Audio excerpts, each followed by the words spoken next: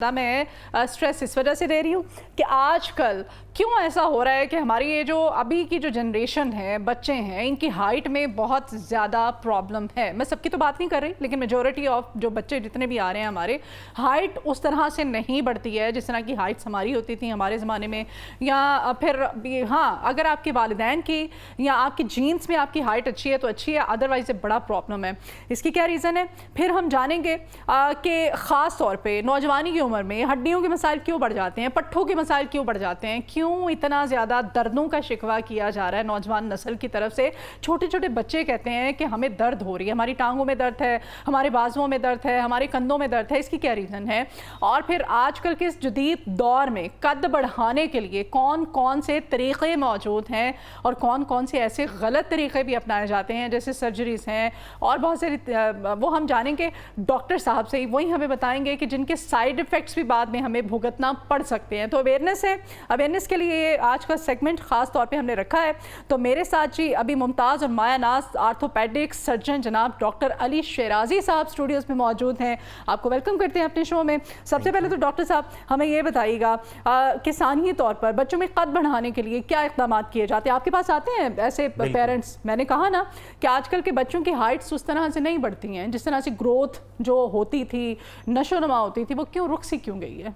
Madam अगर हम historically देखें तो आपको भी याद होगा जिस वक्त पाकिस्तान और चाइना इकट्ठे ही आज़ाद हुए, एक साल के डिफरेंस से, तो बड़ा मशहूर था कि चाइनीज़ लोगों के कद बहुत छोटे हैं और पाकिस्तानियों के कद बड़े लंबे होते थे। इवन ईस्ट पाकिस्तान जो हमारा ही विंग था वहाँ पे कद छोटे होते थे। लेकिन मज़े की बात, अगर आप आजकल का ज़माना देखें कितना फ़र्क आया है। सिर्फ 75 साल चाइनीज़ के कद बहुत अच्छे हैं लेकिन पाकिस्तानियों के कद उल्टा कम होना शुरू हो गए। तो ये एक बहुत बड़ा फैक्टर है। इसमें मैडम जो लोगों को बताना ज़रूरी है, स्पेशली पेरेंट्स को, क्योंकि आउटडोर में मेयो हॉस्पिटल में बहुत ज़्यादा पेरेंट्स आते हैं। आजकल बहुत शिकायतें बढ़ गई हैं पाकिस्तान में, बजाय कि वक्त के साथ साथ मुल्क की इकॉनमी अगर बेहतर हो रही थी तो कद बेहतर होते, तो उनके कद छोटे होना शुरू हो गए। चलें, इकॉनमी का तो आप कह रहे हैं कि बेहतर हो रही है, अल्लाह करे हो, और हो भी रही है। अच्छा, इसमें मैडम एक बहुत बड़ा फैक्टर है, एक होता है जेनेटिक्स और एक होता है एपीजेनेटिक्स। जेनेटिक्स ये है कि जो माँ बाप का कद है उसके हिसाब से ही बच्चों का कद होगा। लेकिन मैडम एपीजेनेटिक्स से है, पाकिस्तान में बहुत कम लोग उसके बारे में जानते हैं। एपीजेनेटिक्स में आ जाता है आपका इर्द गिर्द का एनवायरमेंटल फैक्टर। ठीक है, आपकी जिस्मानी बच्चों की सरगर्मियाँ कैसी हैं, उनकी डाइट कैसी है, उनकी स्लीप कैसी है और कितना वो खेलते हैं।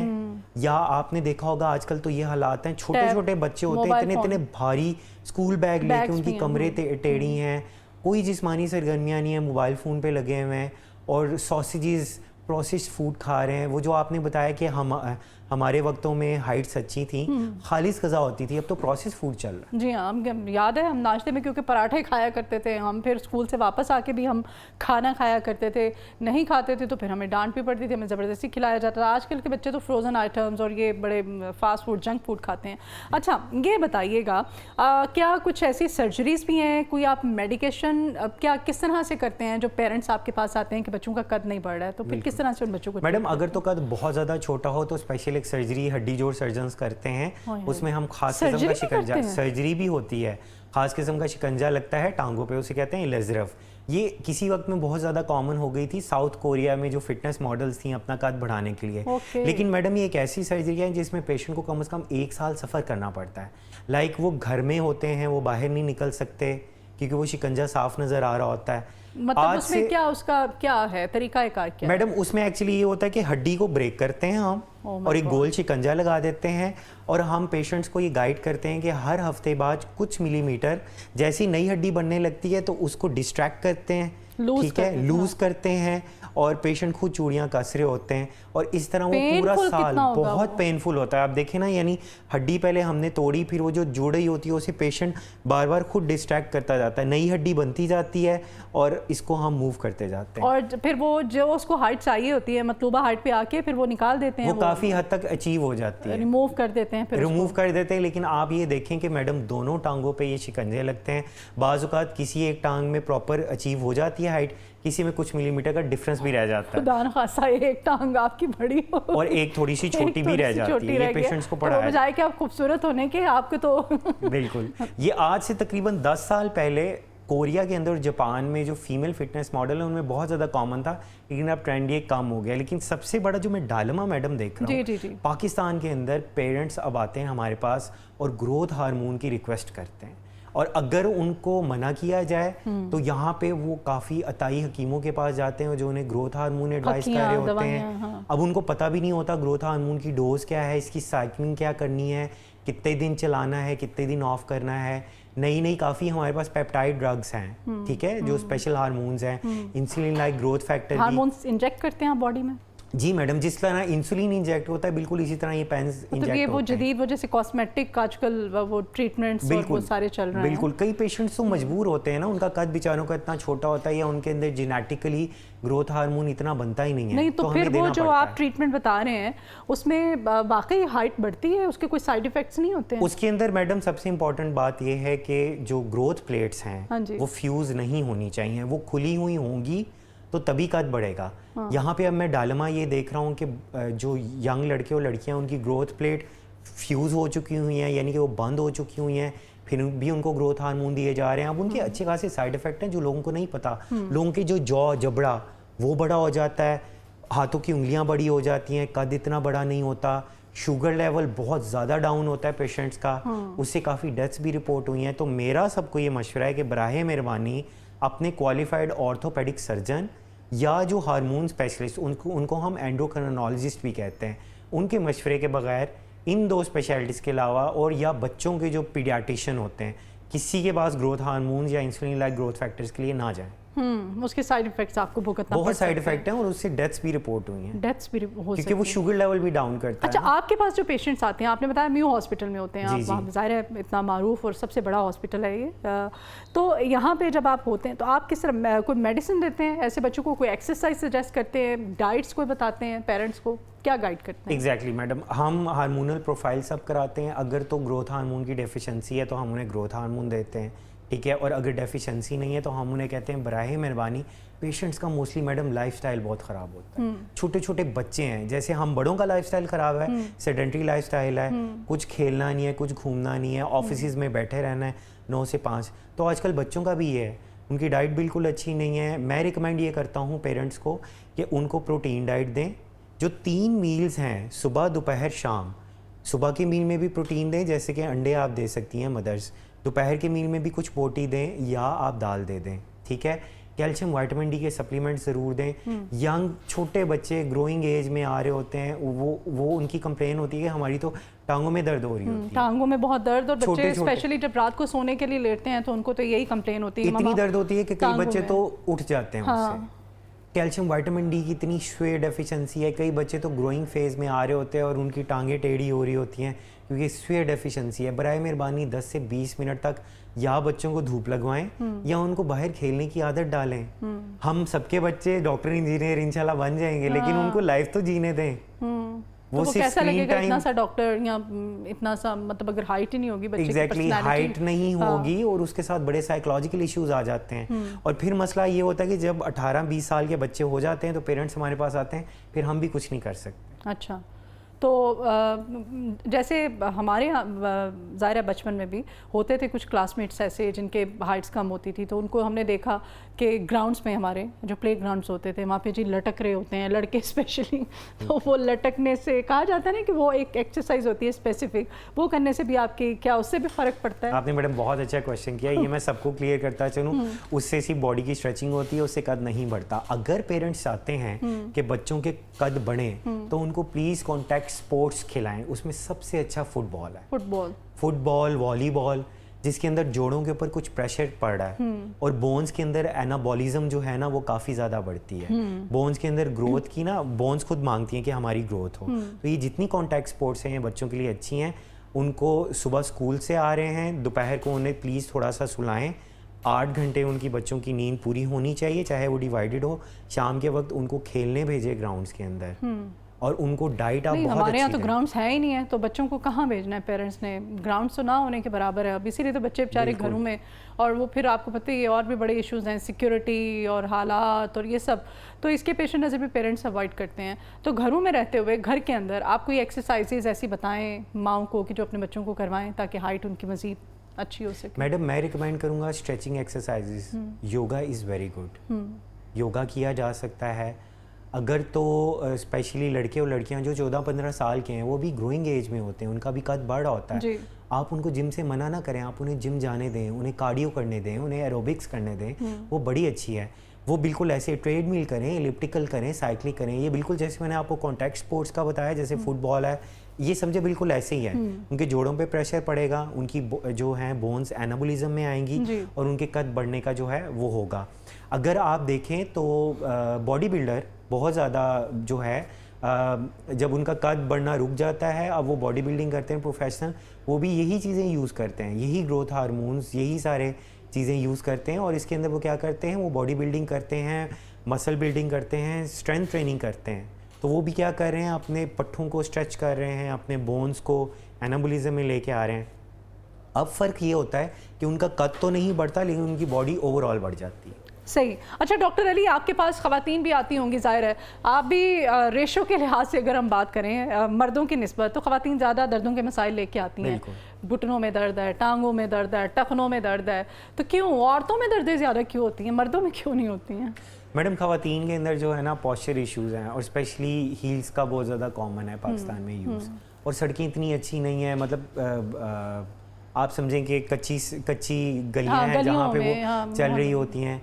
ऊपर हमारी ख़वातीन पाकिस्तान में डालमा ये है कि अपनी डाइट का ख्याल नहीं रखती, नींद का ख्याल नहीं रखती, ठीक है। वो अगर ज़्यादा से चावल या बिरयानी खा लेंगी तो वो समझेंगी बड़ी हमने हेल्दी डाइट बहुत खाना खा लिया। स्ट्रेसफुल लाइफ बहुत है आजकल। यंग में पेशेंट्स दे रहा हूँ अपनी 30s के एरा में, इवन कुछ कॉलेज और कॉलेज के हमारे स्टूडेंट्स हमारे पास आते हैं, डाइट ना अच्छी होने की वजह से, और वेट भी उनका बहुत ज़्यादा है, ठीक है। और सबसे बड़ा प्रॉब्लम ये है कि जनाब वेट कम करने के चक्कर में बजाय कि आप हेल्दी तरीके से जाएं, आप डाइट इम्प्रूव करें, फाकों पे आ जाती हैं लड़कियां, बजाय के पार्क्स में जाके वॉक करें। वो 100 सीढ़ियां चढ़ रही हैं, उतर रही हैं, उससे उनके घुटनों के ऊपर ज़्यादा प्रेशर पड़ता है। तो मेरा ये एडवाइस, और फुटवेयर अच्छे नहीं है मैडम, मतलब फ्लैट जूतियां सबने पहनी होती हैं, आस्ट फुट वाले या उनके तलवे, बड़े अच्छी ब्रांड्स हैं जिन्होंने बड़े अच्छे आस्ट फुट वाले तलवे बनाए हुए हैं, वो आप पाँव में रखें, जूती में रखें, ठीक है, और वो आप यूज़ करें तो आपको जो है वो घुटनों की दर्द का आराम आएगा। और एक दफ़ा बराए मेहरबानी जब भी ये इशू हो तो किसी मुस्तनिद ऑर्थोपेडिक सर्जन को लाजमी दिखाएं। अगर तो घुटनों में ऑस्टियोआर्थराइटिस यानी कि बुजुर्गी स्टार्ट हो गई है, तो आपने सुना होगा जैसे प्लास्टिक सर्जन और डर्मेटोलॉजी, बिल्कुल डर्मेटोलॉजिस्ट PRP करते हैं, प्लेटलेट रिच प्लाज्मा बालों का, तो हम लोग भी PRP थेरेपी करते हैं। इट्स बहुत सस्ती है, गवर्नमेंट हॉस्पिटल्स में हो रही है, ठीक है। आप पेशेंट के अपने ब्लड से जो है गवर्नमेंट हॉस्पिटल की जो ब्लड बैंक्स हैं वो सेंट्रीफ्यूज करते हैं प्लाज्मा, उसके अंदर प्लेटलेट्स होते हैं, ठीक है, हम इंजेक्ट करते हैं, यूजली 2 से 3 सेशन होते हैं 1 मंथ अपार्ट, और वो डिजीज़ प्रोसेस ना सिर्फ काफ़ी हद तक रुक जाता है बल्कि कई इसमें रिवर्स भी हो जाता है। अच्छा, वो एक मिथ ये भी है ना कि हमारे यहाँ कहा जाता है औरतों के बेचारियों के मसाइल होते हैं, वो मैंने सुना किसी को कुछ जानने वाले थे तो वो कहते हैं नहीं डॉक्टर को दिखाया, उसके ना घुटनों में बहुत दर्द होता है, पर मैं पूछा क्या कहा डॉक्टर ने, कहते हैं डॉक्टर ने क्या गोडे नमे पाने, तो ये क्या है, ये वाकई ऐसा होता है कि चेंज करते हैं ये क्या? एग्जैक्टली मैंने आपसे मैडम अभी बात की ऑस्टियोआर्थराइटिस का, तो ऑस्टियोआर्थराइटिस के ये जो यंग पेशेंट्स हैं जिनका मैंने बात की, जिनमें हम PRP थेरेपीज करते हैं, तो ग्रेड 1 या ग्रेड 2 हैं। अगर तो ग्रेड 4 हो गया तो इसके अंदर क्या होता है, बिल्कुल गैप खत्म हो जाता है घुटनों के दरमियान, ठीक है। घुटने की हड्डी जो होती है, जो हड्डियां हैं दोनों, ये जो ऊपर पट की हड्डी है, ये जो नीचे हड्डी है, ये आपस में बिल्कुल मिल रहे होते हैं, जॉइंट स्पेस बिल्कुल खत्म हो जाते हैं, गैप बिल्कुल खत्म हो जाते हैं, वो आपस में रगड़ खा रहे होते हैं, पेशेंट्स चल नहीं सकते। अगर तो मर्द हैं वो नमाज पढ़ने अगर जा सकते थे मस्जिद तक, घर से मस्जिद तक, जोड़ों के मसाइल बड़े कम देखे हैं। बिल्कुल, ये उम्मूमन 70 साल तक होता है। जब वो 70 साल के होते हैं, ख़वातीन में जब 50 साल की होती हैं तो उनकी माहवारी कम हो जाती है या ख़त्म हो जाती है, हार्मोनल चेंजेस होती हैं। और पाकिस्तान के अंदर मैडम डायलेमा ये है कि हार्मोन रिप्लेसमेंट थेरेपी का कॉन्सेप्ट ही नहीं है, जो एस्ट्रोजन हार्मोन है। फैमिली कंप्लीट हो गई है, बच्चे पूरे हो गए हैं तो चलो जी बस ठीक है, अगर नहीं भी सकल है तो इट्स ओके।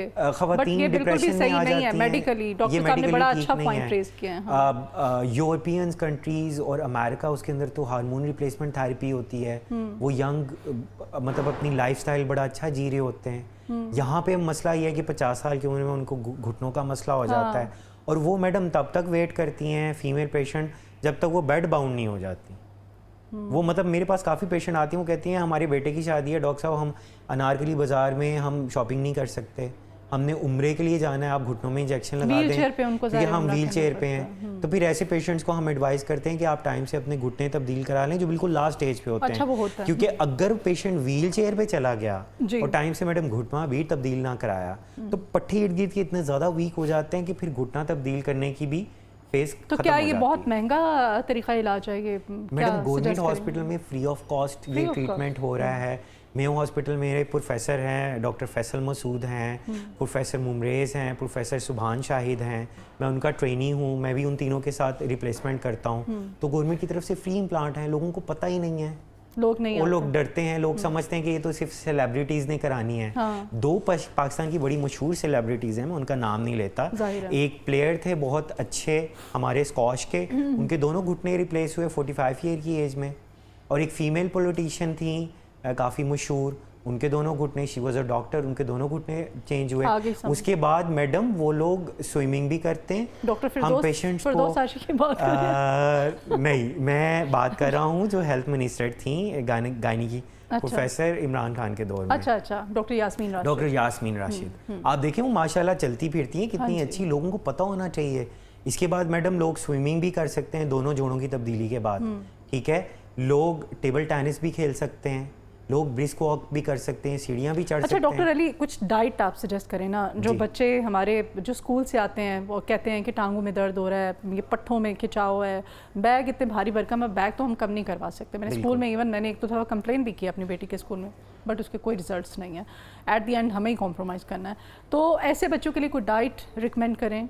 रूटीन में तो हम थोड़ा बहुत उनके ज़ाहिर माइंड जितनी एफर्ट कर सकती हैं चेंजेस लेके आती हैं। मैडम मेरी रिकमेंडेशन ये है, ये जितने ग्रोइंग एज वाले बच्चे हैं जिनका बच्चे दूध नहीं पीते, सॉरी मैं आपको इंटरप्ट कर रही हूँ, दूध हम जो मार्केट में मिलता है दूध, वो अपने बच्चों को एटलीस्ट मैं तो नहीं दे सकती हूँ। वो मेरा दिल नहीं करता है कि मैं किसी मिल्क शॉप से मिल्क लेके अपने बच्चों को वो पिलाऊं कि मैं दूध ये बच्चे पी रहे हैं। No, not at all. कोई ऐसा कोई हमें रिकमेंड करें कि ये वाला दूध जो है पैकेट में हो, बच्चों के लिए सही है वो? मैडम हर वो मिल्क जिसमें पंजाब गवर्नमेंट या हुकूमत पाकिस्तान की स्टैंप लगी हुई है फोर्टिफिकेशन के लिए, यानी उन्होंने कैल्शियम, विटामिन डी इसके अंदर एक्स्ट्रा डाला हुआ है। गवर्नमेंट पूरी लिस्ट जारी करती है, जो पंजाब फूड अथॉरिटी है वो हमें लिस्ट देखनी चाहिए, हम सबको पता होना चाहिए। अच्छे खासे ब्रांड्स हैं, यहाँ पे हम किसी को इंडोर्स नहीं कर सकते, नहीं ले सकते नाम, तो वो यूज़ कराएं बच्चों को।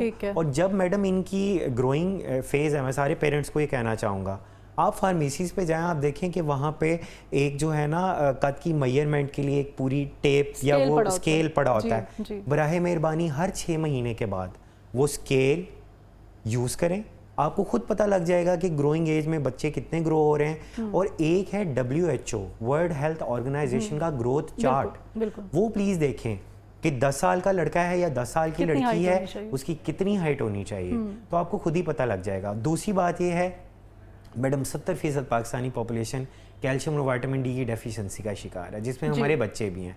तो या तो आप उनको धूप में बाहर खेलने भेजें, या अगर धूप में बाहर खेलने के लिए नहीं भेजना, ठीक है, तो किसी भी करीबी डॉक्टर को दिखाएं, ऑर्थोपेडिक सर्जन को दिखाएं या बच्चों के फिजिशियन को दिखाएं।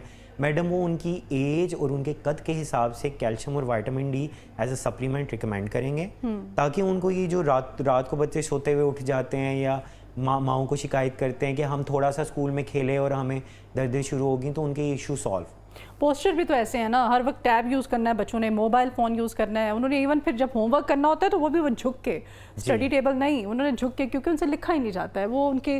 और ख़ास तौर पे आजकल बच्चों में एक ये भी बड़ी कॉमन चीज़ है, और मैं बिल्कुल देखा यंग लड़के और लड़कियाँ, उनमें मैंने देखा उनका पीछे से ये वो बाकायदा जिसे कुब कहते हैं, बिल्कुल वो ऐसे बना हुआ होता है। आप स्ट्रेट उनकी बॉडी पोस्चर जो है वो वैसा नहीं है। सबसे ज़्यादा मैडम प्रॉब्लम होता है जो छोटे बच्चे हैं, उसमें जो हमारे मदरसे के बच्चे हैं वो बिल्कुल, अगर आप नोट करें तो बिल्कुल ऐसे पोस्चर करके कुरान पाक पढ़ रहे होते हैं। तो हमारे पास आउटडोर में इतने ज़्यादा बच्चे आते हैं, ठीक है, मैं उनके पेरेंट्स को गाइड करता हूँ कि ठीक है बच्चे ने आप मदरसे में पढ़ लिया, अब उसका थोड़ा सा टाइम रेस्ट करने का है, थोड़ा सा खेलने का है, बराए मेहरबानी उनको ज़बरदस्ती खेलने के लिए भेज दें, निकालें, छोटे घर से निकालें, ग्राउंड से निकालें। हम पता नहीं डरे हुए हैं बड़े शहरों में रह के, हमने बच्चों को कैद किया हुआ है। छोटे छोटे बच्चे मैडम, उनके पट्ठों के इतने खिंचाव होते हैं, जब हम उनके एक्सरे रेडियोग्राफ कराते हैं, तो मैं तो पेरेंट्स को रिकमेंड करता हूँ बच्चों की डाइट, बच्चों की स्लीप और बच्चों की खेल पे कॉम्प्रोमाइज़ ना करें।